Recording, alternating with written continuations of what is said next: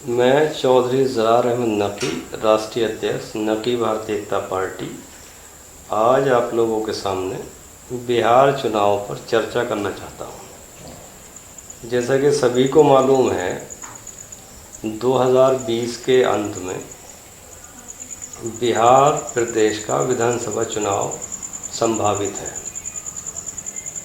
आज बिहार चुनाव मेरी नज़र में सबसे महत्वपूर्ण इसलिए है कि आज पूरा देश परिवर्तन चाहता है, और परिवर्तन कैसा?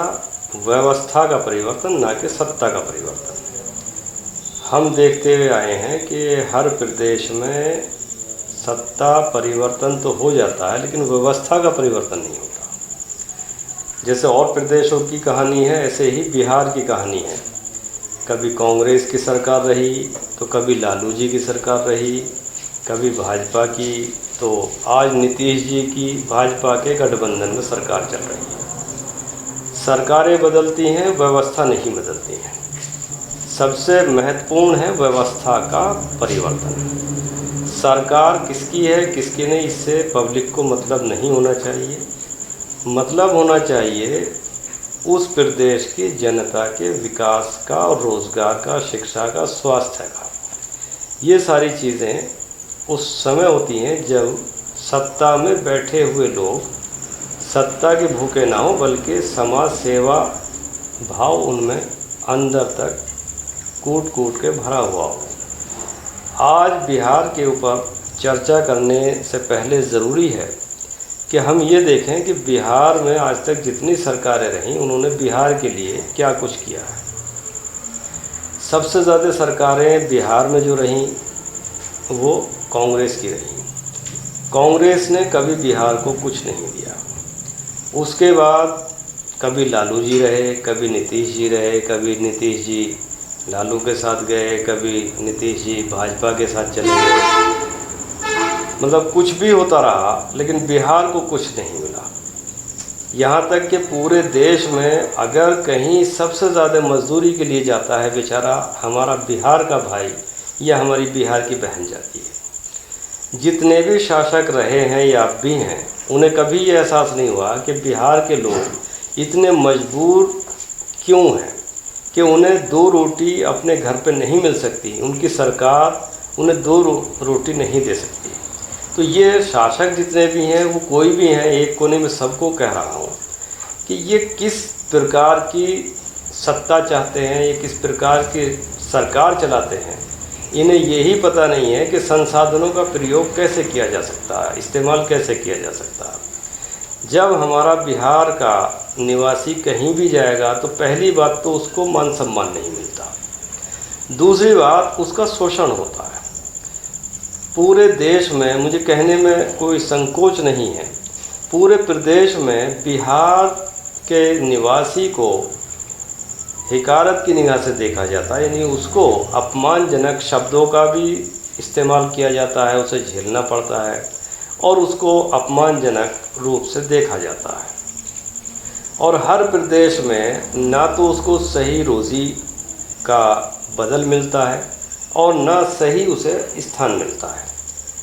मैंने बचपन से अब तक ये देखा है कि बिहार का कोई भी बाशिंदा, बिहार का कोई भी निवासी नागरिक, जो काम आप उसे दीजिए बड़ी लगन से करता है, बड़ी मेहनत से करता है किसी भी क्षेत्र में।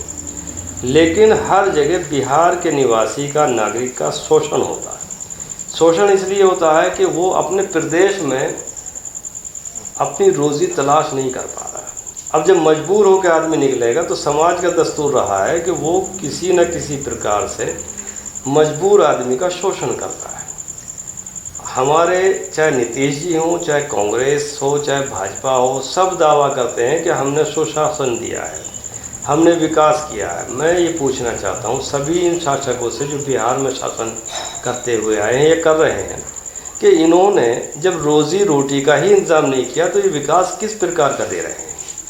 आज लॉकडाउन में पूरी तस्वीर मीडिया ने दिखाई तो उसमें एक ही चीज़ सामने आई कि सबसे ज़्यादा अगर शोषण हुआ, सबसे ज़्यादा अगर परेशान हुआ तो वो बिहार का आदमी, बिहार की औरत, बिहार की बहन, बिहार का भाई परेशान हुआ।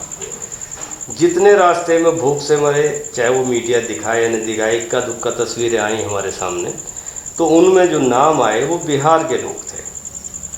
भूख से मरे या नौकरी छोड़कर अपने घरों को जा रहे हैं तो वो बिहार के लोग हैं। अब सरकार बनाने वाले दावा कर रहे हैं कि हम बिहार को चमका देंगे, हम बिहार को ऐसा कर देंगे। लेकिन सबसे बड़ा मुद्दा ये है कि जब आप विकास तो छोड़िए, आप किसी को रोज़गार नहीं दे सकते, 2 वक्त की रोटी नहीं दे सकते, तो आपको अधिकार नहीं है बिहार प्रदेश पर राज करने का। राज करेंगे तो आपको राज की नीति समझनी पड़ेगी। राजनीति ये नहीं है कि हम दलाली करें, इतना बजट हमें मिलेगा, इतना हम खा जाएंगे, इतना ठेकेदार खा जाएंगे, इतने अधिकारी खा जाएंगे। ये राजनीति नहीं है, ये तो दलाली है। राजनीति ये है कि आप अगर राजनीति कर रहे हैं तो आपके राज्य में कोई आदमी मजबूर ना हो, किसी का शोषण ना हो, कोई आपके प्रदेश का मजबूर होकर दूसरे प्रदेश में अपनी रोज़ी तलाश करने के लिए ना जाए। और अगर जा रहा है तो आप निकम्मे हैं, आप बिल्कुल इस लायक नहीं है कि आपको सरकार सौंपी जाए। अब रही बात ये कि वोटर समझदार नहीं है, वोटर वक्ती दौर से बहक जाता है। भाजपा की नीति हिंदू मुस्लिम को भिड़ाने की नीति, इसके अलावा उन पर कुछ नहीं है।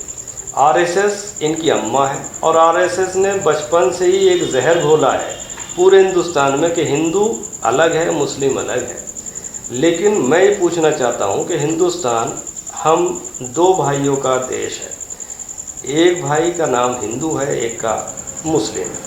अब इसी में अगर बंटवार करते हैं तो संविधान में सीधे लिखा है कि हिंदू लफ्ज़ के अंतर्गत सिख भी आते हैं, जैन भी आते हैं और गौतम बुद्ध जी को मानने वाले बौद्ध भी आते हैं। लेकिन मोटे तौर पर अगर देखें तो हिंदू और मुस्लिम 2 भाई यहाँ रहते हैं और किसी भी क्षेत्र में आप जाइए, इन दोनों के बगैर आप कोई काम नहीं कर सकते। आरएसएस वालों से अगर मैं ये पूछूं कि आप एक तरफ तो ये कहते हैं कि हमें मुसलमानों से कोई मतलब नहीं है, ऐसे ही बीजेपी जो उनकी पॉलिटिकल विंग है वो ये कहते हैं कि हमें बिल्कुल शुद्ध वोट चाहिए और हमें मुसलमानों से कोई लेना देना नहीं है। तो मैं आपके सामने उन्हीं से ये सवाल अगर करूं तो उन पर शायद जवाब ना हो कि मोदी जी की स्पेशल टीम जो है, मंत्रिमंडल जो है, उसमें अगर मैं आपसे ये कहूं कि कोई मुसलमान अगर है तो वो आखिर क्यों है। अब आप समझ गए होंगे मैं किसकी तरफ इशारा कर रहा हूँ। मैं किसी का नाम लेकर उसको लाइट में नहीं लाना चाहता हूँ। तो आप ये पूछिएगा कि अगर आपको मुसलमानों से इतनी चिढ़ है तो आपने मोदी जी की टीम में मुस्लिम मंत्री क्यों ले रखा है। भाई आप साफ करिए बात। अगर आपको मुसलमानों से चिढ़ है तो आप उस मुस्लिम को निकाल के अलग खड़ा कर दें कि भाई हमारा तुझसे क्या लेना देना। अब थोड़ा सा मुझे इशारा सा मिल रहा है तो मैं नाम भी खोल दूँ। मुख्तार अब्बास नकवी साहब खुद भी अगर उन्हें थोड़ी बहुत गैरत है तो बीजेपी को छोड़ के अलग हट जाए, या बीजेपी को अगर थोड़ी बहुत गैरत है तो वो ये कहते हैं कि भाई मुख्तार साहब आप मुसलमान हैं, मुसलमानों से हमें कोई लेना देना नहीं, आप अलग हट जाइएगा। ऐसे ही बिहार के हैं बड़े बोलने वाले माने जाते हैं शाहनवाज जी। शाहनवाज जी से अगर कोई ये पूछे कि आप बीजेपी के साथ हैं क्यों, भैया तो आप ये कहिए कि आपका मुसलमानों से कोई लेना देना नहीं है। तो शाहनवाज जी को ये सोचना चाहिए कि अगर उनका ताल्लुक़ मुस्लिम समाज से है, इस्लाम से है, तो उनको आरएसएस की गोद में नहीं बैठना चाहिए, क्योंकि आरएसएस सांप्रदायिक पार्टी मानी जाती है और ऐसी पार्टी जिसने हिंदुस्तान को तबाह कर दिया है। हमें गंगा जमुना की तहजीब को बरकरार रखना है तो हमें भाजपा को हिंदुस्तान से ख़त्म करना पड़ेगा, क्योंकि जहाँ जहाँ भाजपा की सरकारें आई हैं उन्होंने ऐसा जहर घोल दिया है, जहाँ सदियों से हिंदू मुस्लिम भाईचारा था वहाँ वो भाईचारा बिल्कुल ख़त्म होता नज़र आ रहा है। शाहनवाज जी को अगर सिर्फ दलाली ही करनी है या सत्ता में ही रहना, सत्ता तो और पार्टी में भी मिल सकती है उन्हें, लेकिन बात यह आ रही है कि उनके रहते हुए मुसलमानों को नुकसान हो रहा है, उस नुकसान की भरपाई वो कैसे करेंगे ये मेरी समझ में नहीं आता। भाई आप अगर मुसलमानों को जलील करवाना चाहते हैं बीजेपी में रहते हुए, तो ये आपकी जिम्मेदारी होगी कि आपने मुसलमानों को बर्बाद कर दिया। लेकिन अगर आप बीजेपी के खिलाफ कहीं और खड़े होंगे तो आपको मुसलमानों की सेवा करने का मौका मिलेगा। आप साथ में रहेंगे और आपकी पार्टी या आपका संगठन मुसलमानों को बर्बाद करने पर तुला हुआ है, मुसलमानों के कारोबार तोड़ने पर लगा हुआ है, मुसलमानों को सत्ता से बाहर करने के काम में लगा हुआ है, तो आप ये बताइए आप किस स्टेज पर खड़े हैं, मुसलमानों के लिए हमदर्दी के लिए या मुसलमानों को बर्बाद करने के लिए। अब इससे हट के मैं ये कहना चाहूँगा कि हिंदू मुस्लिम की जो बात होती है, इसलिए मुझे थोड़ा सा बोलना पड़ा, नहीं तो मैं तो हिंदू मुस्लिम एकता का चाहने वाला हूँ। मैं बार बार हिंदू मुस्लिम की बात इसलिए कर रहा हूँ कि बीजेपी ने एक माहौल बना दिया है कि ये हिंदू, ये मुसलमान, अगर ये मुसलमान है तो इससे आप सब्ज़ी नहीं खरीदेंगे, ये मुसलमान है तो आप इससे ये नहीं खरीदेंगे। मैं पूछना चाहता हूँ कि कौन सा महकमा, सरकारी हो या गैर सरकारी हो, ऐसा है जहाँ ये दोनों एक दूसरे के बगैर काम कर सकते हैं। शायद ये नादान है बेचारे, जिन्हें ये पता नहीं है कि सामाजिक ताना बाना जो है उसमें ये गुंजाइश है ही नहीं कि भी हिंदू ही काम करेगा या मुसलमान ही काम करेगा। दोनों को एक के बगैर एक देखेंगे तो अधूरे हैं, दोनों को एक के साथ आना पड़ेगा, दूसरे के साथ आए बगैर काम नहीं चलेगा। अब मैं सीधे आता हूँ बिहार की सत्ता पर। बिहार में सत्ता किसकी बने किसकी ना बने, मैं इसकी बहस नहीं करना चाहता। मैं ये करना चाहता हूँ बहस कि बिहार के वासियों को, बाशिंदों को अब ये तय करना है कि कौन ऐसा आदमी है जो हमें बिहार में ही रोज़गार देने में सक्षम हो सकता है। क्योंकि आज बिहार की सबसे बड़ी समस्या रोज़गार की है। लॉकडाउन की वजह से अब ये और ज़्यादा गंभीर हो गई है। लॉकडाउन में बिहार का मज़दूर इतना सताया गया है, इतना उसका शोषण हुआ है, क्या वो ये चाहता है कि चाहे मुझे आधी रोटी मिले, मुझे बिहार में ही मिले।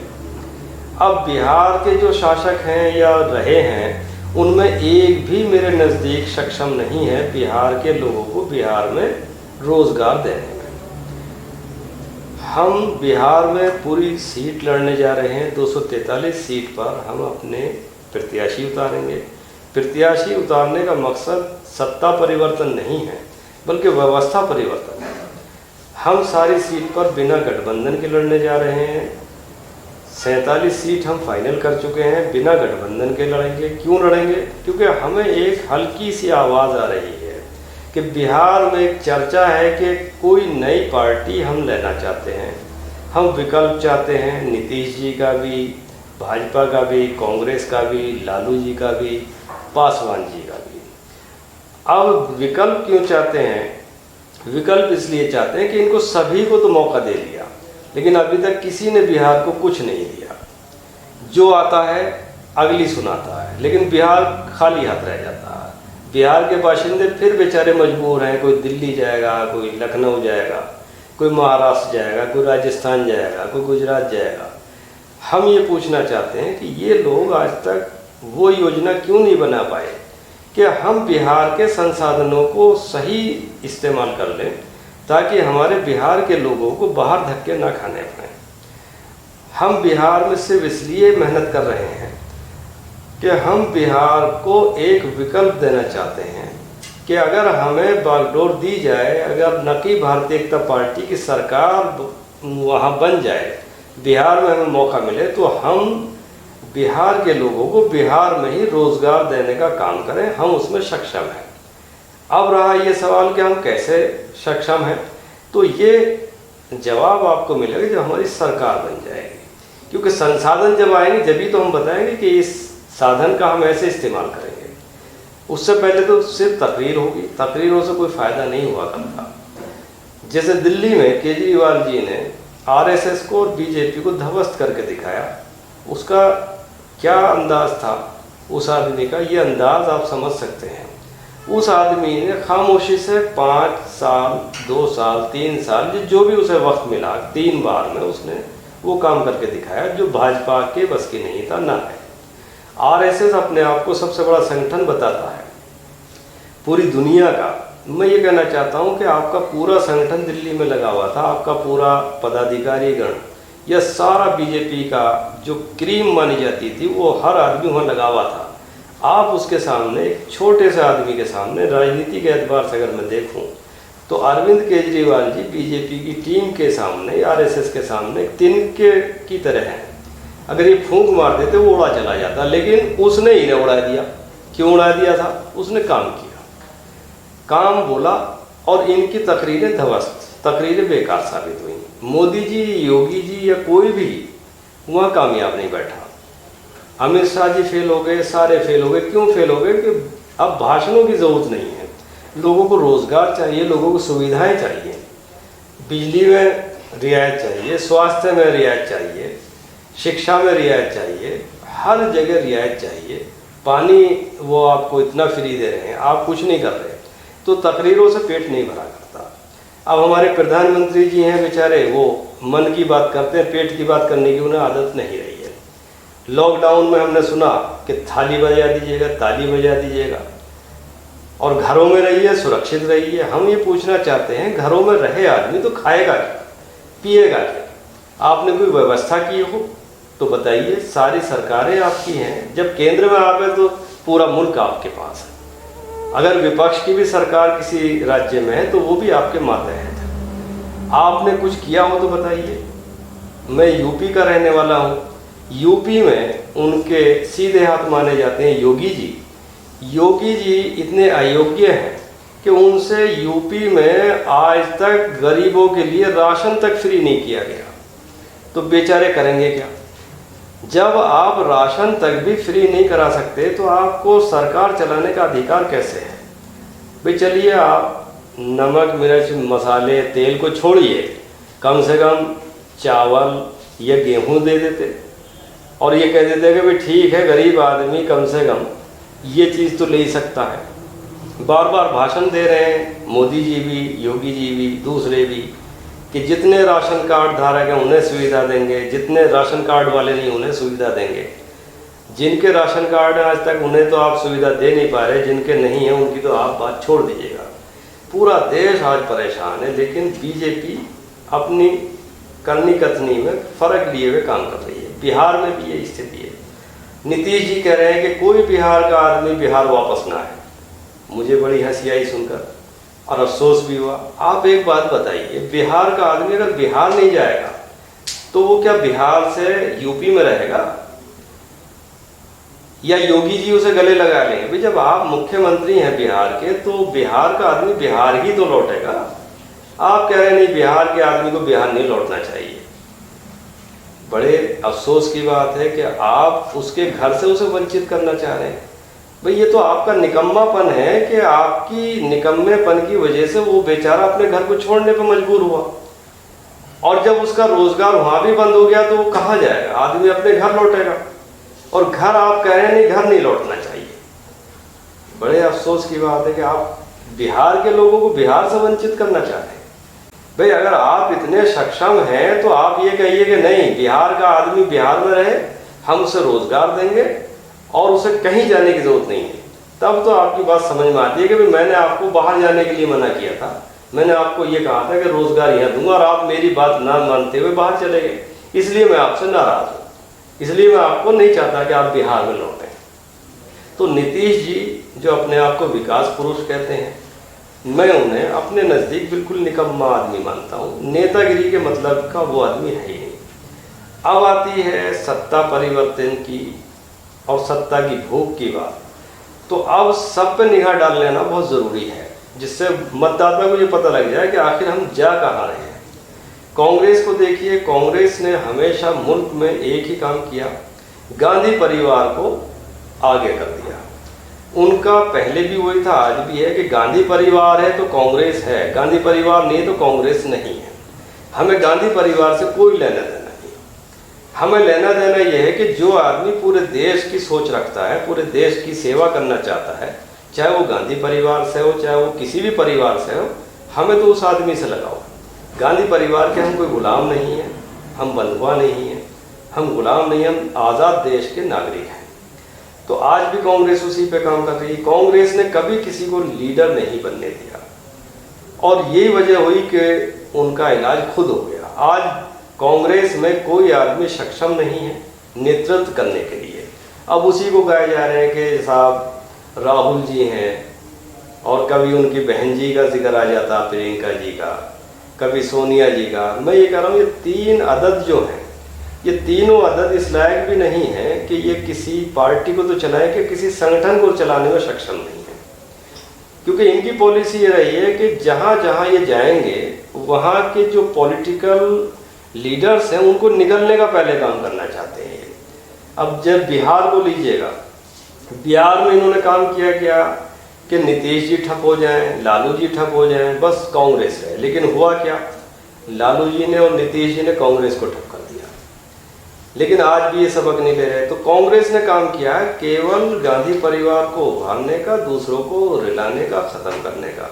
वो खेल खत्म हुआ। अब आते हैं लालू जी के परिवार पर। लालू जी ने सब कुछ किया अपने परिवार को बनाने के लिए, लेकिन परिवार तो बढ़ गया, बिहार को उन्होंने डुबो दिया। बिहार में इस कदर भ्रष्टाचार हुआ उनके दौर में, आप सबको जानना चाहिए, और बिहार के लोग तो जानते ही हैं। और लोगों को मैं बताना चाहता हूँ कि बिहार को उन्होंने बर्बाद कर दिया। अब आते हैं नीतीश कुमार जी। नीतीश कुमार की पॉलिसी आज तक क्लियर नहीं हो पाई, वो चाहते क्या। नीतीश जी को सत्ता परिवर्तन से मतलब है, ना कि उन्हें पब्लिक से कोई मतलब है, या उन्हें परिवर्तन व्यवस्था में हो ये उन्हें पसंद नहीं है। उनको तो सिर्फ सत्ता में रहने की आदत है। वो चाहे बीजेपी के साथ जाना पड़े, और चाहे लालू जी के साथ जाना पड़े, चाहे किसी के साथ जाना पड़े। लालू जी के साथ जाएंगे तो उन्हें मुसलमानों को ये कहना पड़ेगा कि देखो मुसलमानों, अगर तुम्हारा हित है तो मेरे साथ है।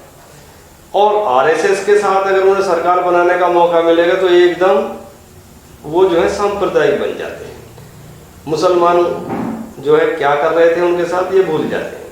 मैं हिंदू मुस्लिम की बात इसलिए कर रहा हूँ कि नीतीश कुमार जी का वजूद बिहार में अगर है या था, वो मुस्लिम मतदाताओं की वजह से था और है। आज नीतीश जी परेशान हैं। पहले कूद के आरएसएस की और भाजपा की गोद में चले गए, और लालू जी से ये कह दिया कि आपका परिवार तो भ्रष्ट है। भाई जब आप उनके साथ थे जब भ्रष्ट नहीं था, अब आप उनके साथ चल रहे हैं तो आप साथ नहीं चल पाए, कहीं ना कहीं सौदेबाजी में गड़बड़ हो गई तो आप वो भ्रष्ट हैं, आप सही हैं। भाई अगर आप ऐसे ही दूध के धुले हुए थे तो उनके साथ जाते ही। क्या आपको पता नहीं था लालू जी जो है चारा घोटाले में कब दोषी पाए गए, कब वो जेल गए, कब क्या हुआ, लेकिन आप फिर भी वही जिद वाली बात कर रहे हैं। भाई लालू जी पीछे जो थे, लालू जी इतने दूध के धुले हुए थे कि आप उनके साथ चले गए। चलिए उसे छोड़िए। अब आता है आरएसएस के साथ जाना नीतीश जी का, उनकी मजबूरी है।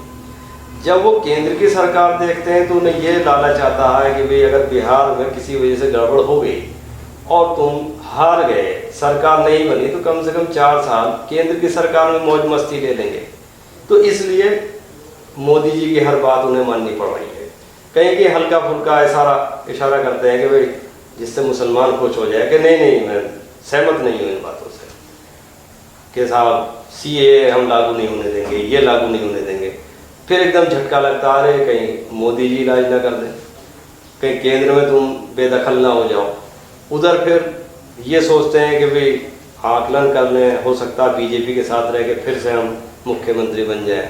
लेकिन उन्हें ये भी एहसास है कि बीजेपी उन्हें अब की बार मुख्यमंत्री नहीं बनाएगी, उन्हें ध्यान है इस बात का। अब मुसलमानों की तरफ सोचते हैं तो उन्हें यह ध्यान आता है कि अगर मैं बीजेपी के साथ रहूँगा तो मुसलमान मुझे वोट क्यों देगा।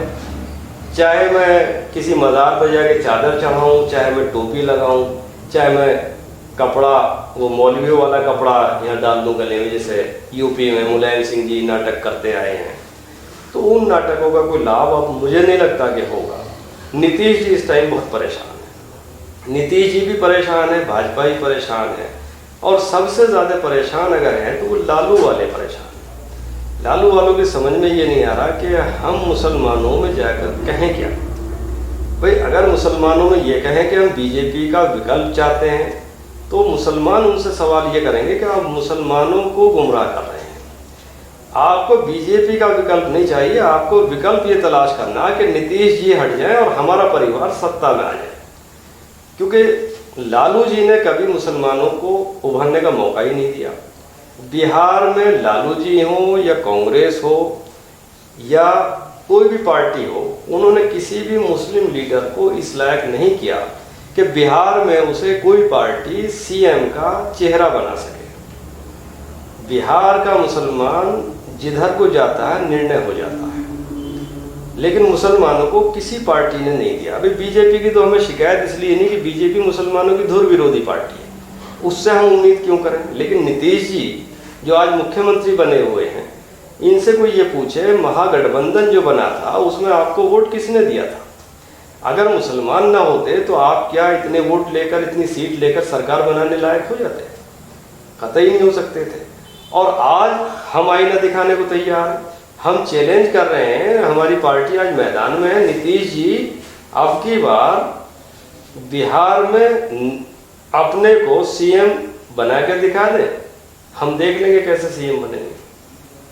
भाई हम भी तो मुसलमानों में जाके ये पूछने का हक रखते हैं कि भाई मुसलमानों ये बताओ कि ये आदमी तुम्हारे किस काम का है। ये पलटू राम जो है ये एकदम पलट जाता है। अभी इसे समझ में आया कि आरएसएस ये कह रही है कि नीतीश जी आपकी कुर्सी हम सेव करे बैठे, आप इधर आ जाइए। भाग के एकदम जनाब मैं जूतों के चढ़ जाते हैं। मुसलमानों ने वोट दिया भूल जाते हैं, मुसलमानों ने चादर चढ़वाई अपने मज़ार पर, बुजुर्गों के मज़ार को, वो भूल जाते हैं। टोपी लगाई ने गैरत ये नहीं है कि आपने मुसलमानों के साथ कितना बड़ा छल किया है। भाई आप मुसलमानों के हितैषी अगर थे तो आपको बीजेपी के साथ जाना ही नहीं था, भले ही आप मुख्यमंत्री रहते या ना रहते। आप अगर अगली बार चुनाव में जाते, ठीक है आपको मतभेद था लालू जी के परिवार से, तो आप ये कहते कि मैं दोबारा चुनाव चाहता हूँ। तो आपको समझ में आना चाहिए था कि आप किसके लिए लड़ रहे हैं। हमारी समझ में तो यह था कि नीतीश जी सिर्फ और सिर्फ कुर्सी के लिए लड़ते हैं। उन्हें ना मुसलमानों से कोई लेना देना है, ना आरएसएस से कोई लेना देना, ना भाजपा से कोई लेना देना। और जहाँ तक विकास और रोजगार की बात है, नीतीश जी हर मोर्चे पर फेल है। नीतीश जी की सरकार है, पूरे बिहार में इस टाइम हर आदमी परेशान है। अब बिहार के आदमी के पास में विकल्प एक है, सिर्फ और सिर्फ न कि भारतीय जनता पार्टी। क्यों मैं कह रहा हूं न कि भारतीय जनता पार्टी को? इसलिए कह रहा हूं कि मुस्लिम बेस की पार्टी है, हिंदू हमारे साथ पूरी तरह से जुड़ा हुआ है। जो आम हिंदू है पूरे हिंदुस्तान में, अकेले बिहार की बात नहीं कर रहा हूं, पूरे हिंदुस्तान में हिंदू, आम हिंदू जो है वो कट्टर नहीं है। और इसकी दलील भी मैं दे सकता हूं। बीजेपी का विकल्प अगर है तो वो सामान्य हिंदू, मुसलमान नहीं है। और सामान्य हिंदू कौन है? वो जो बीजेपी की नीतियों से मतभेद रखता है, चाहे वो दलित हो, चाहे दूसरे हिंदू हो। भाई जो भी हिंदू दलित हो या दूसरे हो, वो जो सामान्य हिंदू हैं, चाहे वो लालू जी हो, चाहे वो दूसरे हों, जैसे यूपी में आप आइए, चाहे माया जी हो, चाहे मुलायम जी हो, या सोनिया जी हो, ये वो हिंदू हैं जो अपने आप को हिंदू कहते भी और हैं भी हिंदू। तो अगर ये हिंदू कट्टर होते तो मैं नहीं समझता कि बीजेपी का बदल हो जाता। जैसे आप अरविंद केजरीवाल जी को लीजिएगा, ममता जी को लीजिएगा, वो भी तो हिंदू ही, वो मुसलमान थोड़ा ही है। अब उनके साथ अगर हिंदू ना हो तो बीजेपी की सरकार वहां भी बन जाती। बीजेपी कह रही है कि हम ही हिंदू हैं, दूसरे सब फर्जी हैं। मेरा कहना यह है कि आम हिंदू जिसकी संख्या ज्यादा है वो असली हिंदू है, और जितने फर्जी हिंदू ये आरएसएस वाले और भाजपा वाले, इनसे फर्जी एक आदमी नहीं, क्योंकि ये भिड़ाने का काम करते हैं, लड़ाने का काम करते हैं। हमें ये देखना है कि आम हिंदू को हमें साथ लेना है, मुस्लिम हित के लिए हमें मुस्लिम बेस की पार्टी को सपोर्ट करना है। अब मुसलमान इतना थक गया है लालू जी से, नीतीश जी से बिहार में, और पासवान जी से, कि अब वो इनकी तरफ को पलटना नहीं चाहता। पासवान जी हैं, कभी तो कहेंगे मुख्यमंत्री मुसलमान बनना चाहिए बिहार में, अब उनकी जबान बंद है क्योंकि अब वो केंद्रीय मंत्री हैं। भाई अब बीजेपी की हाँ में हाँ कर रहे हैं, अब उन्हें मुसलमान याद नहीं आ रहा। अब उनसे अगर मैं ये कहूँ कि भाई एक बार ये भी कह दो कि यार जरार साहब को मुख्यमंत्री बना दो वहाँ का, बिहार का, तुम्हें क्या एतराज़ है, एक दाढ़ी टोपी वाला बन जाए, तुम्हारा क्या नुकसान है? तो उनके पास कोई जवाब नहीं है। भाई जब मुसलमान तुम्हें बनाता हुआ है, एक बार मुसलमान को बना दो। लेकिन उन्होंने कब कहा?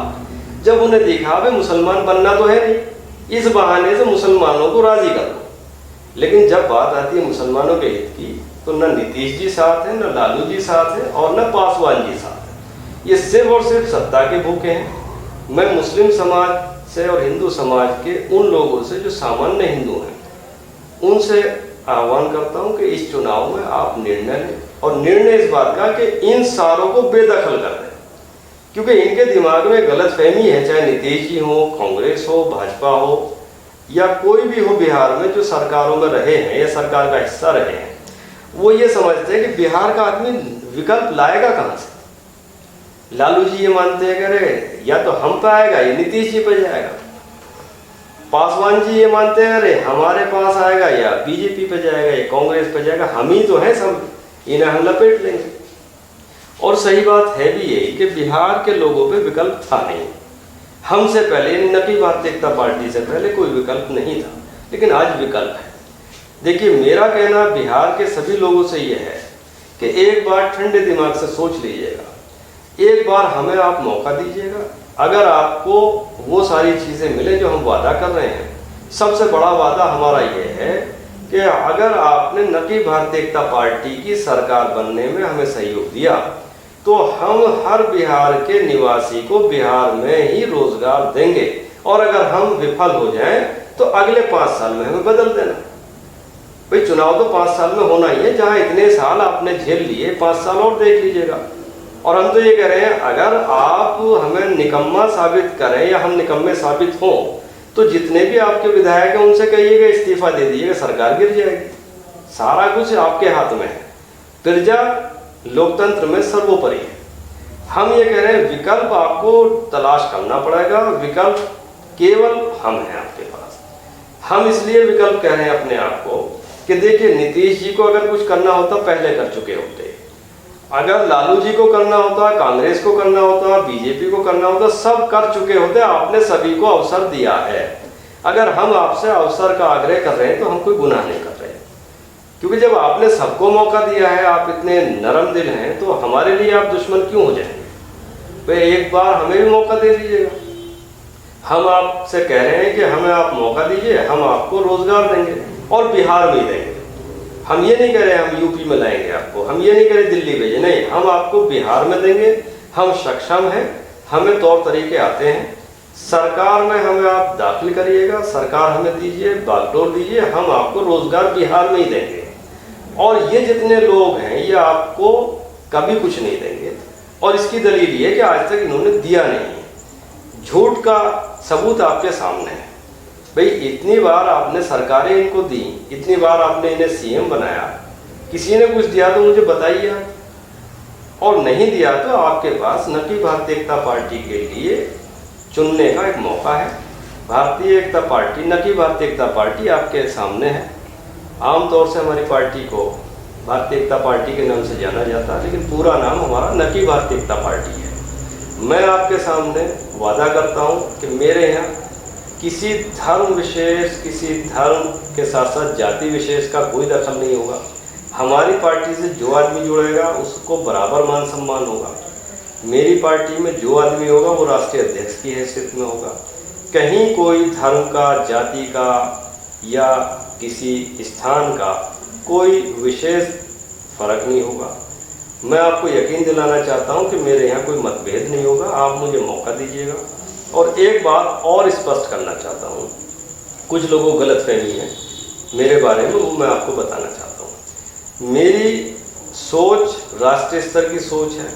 मैं आपके सामने ये स्पष्ट करना चाहता हूं कि अगर आपने सरकार बनाने का हमें मौका दिया बिहार में, तो बिहार का मुख्यमंत्री ज़रार अहमद नकी नहीं होगा, बल्कि कोई बिहार का ही व्यक्ति होगा। और उसमें हमारा क्राइटेरिया जो होगा बिल्कुल स्पष्ट होगा।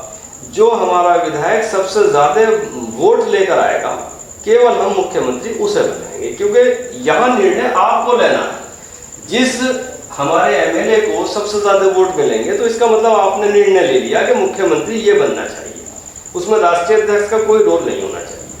ये चमचागिरी का जो दौर है कि साहब राहुल जी के चमचे ये बड़े हैं तो इन्हें मुख्यमंत्री बना दीजिएगा, भाई ये तो देख लो पब्लिक ने वोट किसे ज़्यादा दिया, पब्लिक किसे ज़्यादा चाह रही है। तो हमारा फैसला पब्लिक के हाथ में होना चाहिए। पार्टी का अध्यक्ष ज़रार नकी है तो ज़रार नकी निर्णायक क्यों हो, पब्लिक निर्णायक हो।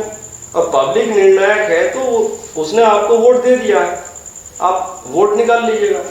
जिस विधायक को सबसे ज़्यादा वोट मिलेंगे, चाहे वो हिंदू हो चाहे मुसलमान हो, मेरी नीति तो ये रहेगी कि मैं मुख्यमंत्री बिहार में उसे बनाना चाहूँगा। इसमें अगर मेरी कोई गलती हो तो आप मुझे अवगत करा दें, मैं उसमें सुधार करने को तैयार हूँ। लास्ट में मैं ये कहना चाहूँगा कि अगर आप बिहार की तरक्की चाहते हैं, बिहार के हर बाशिंदे की तरक्की करना चाहते हैं, तो आप नकी भारतीय जनता पार्टी के साथ आइए। हम आपके लिए काम करेंगे, हम सक्षम हैं और हमारी पार्टी पूरे राष्ट्र में काम कर रही है। हर प्रदेश में हमारा संगठन है। हम इसके बाद में पश्चिम बंगाल में सरकार बनाने की तैयारी कर रहे हैं, टोटल सीट लड़ेंगे।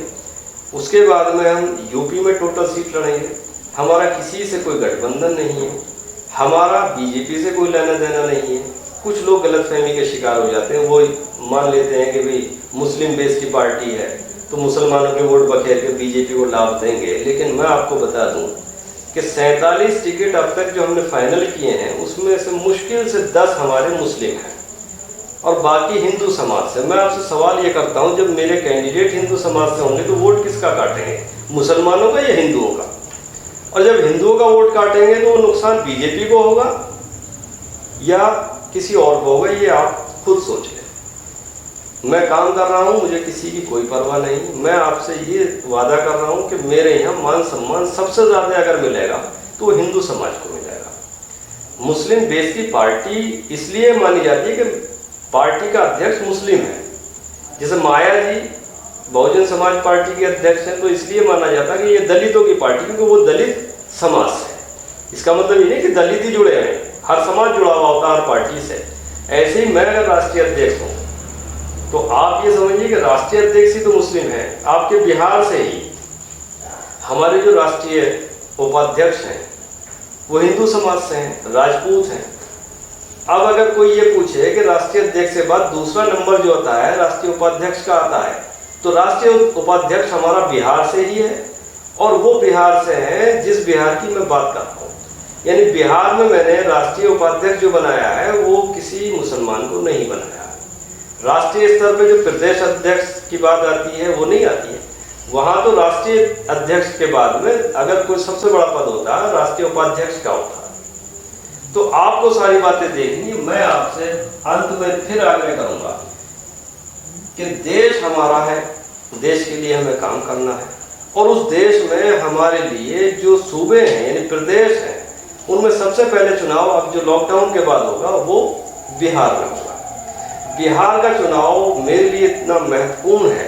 अगर आप लोगों ने बिहार में हमारी सरकार बनाने का मौका दिया तो हम पूरे देश में बीजेपी को उखाड़ने का काम कर सकते हैं, क्योंकि आज तंग है हर आदमी बीजेपी की सरकार से। बीजेपी की सरकार में रोजगार खत्म है, लोगों का मान सम्मान खत्म है, जगह जगह बस नफरत की राजनीति है। इस नफरत को आप खत्म कर दीजिएगा।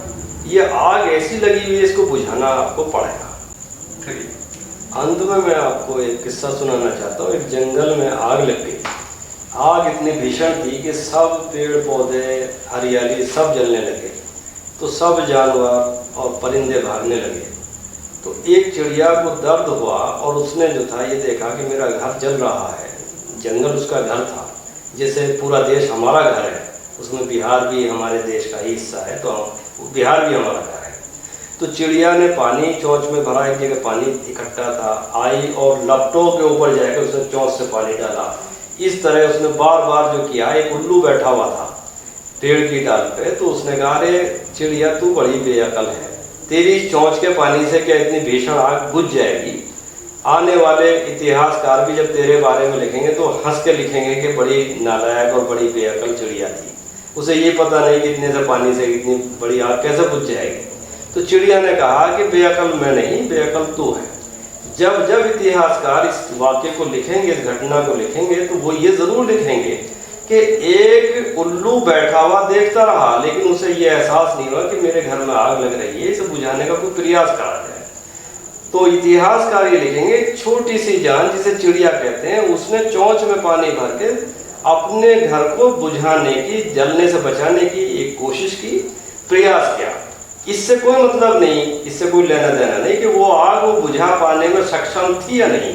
असल बात ये थी कि उसे अपने घर को जलते हुए देखने से बचाने का एक दर्द। तो असल बात यह है कि हमें वो चिड़िया की तरह होना है कि हमारे देश में कहीं भी अगर आग लग रही है, कहीं भी भ्रष्टाचार हो रहा है, कहीं भी रोजगार नहीं मिल रहा है, हमारे देश के या प्रदेश के लोग धक्के खा रहे हैं, तो हमें उस आग को बुझाना है। तो चिड़िया की तरह हमें भी देखना कि बिहार भी हमारा घर है, उस घर में आग लग रही है तो उस आग को हमें बुझाना है। यही कहते हुए मैं अपनी बात खत्म करूँ।